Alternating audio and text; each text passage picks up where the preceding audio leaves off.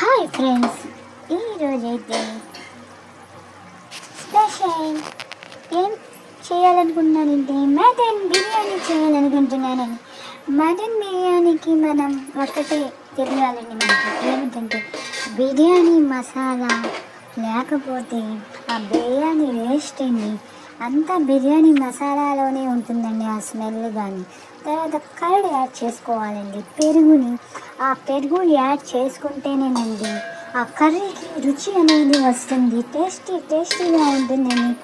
అందుకని మీరు ఏం చేస్తారంటే మనం చికెన్ కర్రీ కానీ మటన్ కర్రీ చేసేటప్పుడు పెరుగుని మనం యాడ్ చేసుకోవాలండి. లేకపోతే ఆ కర్రీ ఆ స్మెల్ అనేది అస్సలు రాదండి.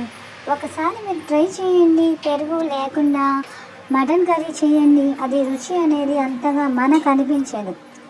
అందుకని బిర్యానీలో కూడా పెరుగు యాడ్ చేసుకొని తర్వాత మనం లెమన్ జ్యూస్ కూడా యాడ్ చేసుకుంటేనేనండి దానికి రుచి పరిమళం అనేది వస్తుంది, టేస్టీగా ఉంటుంది. కాబట్టి పెరుగు మాత్రం కంపల్సరిగా యాడ్ చేసుకొని మటన్ బిర్యానీ కానీ చికెన్ బిర్యానీ కానీ చేసేటప్పుడు ఎవరు మర్చిపోబాకండి.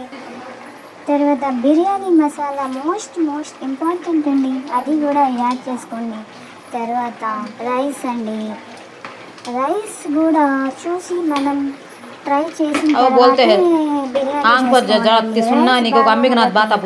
ఆ బిర్యానీ అనేది మనకి టేస్ట్గా ఉండదు.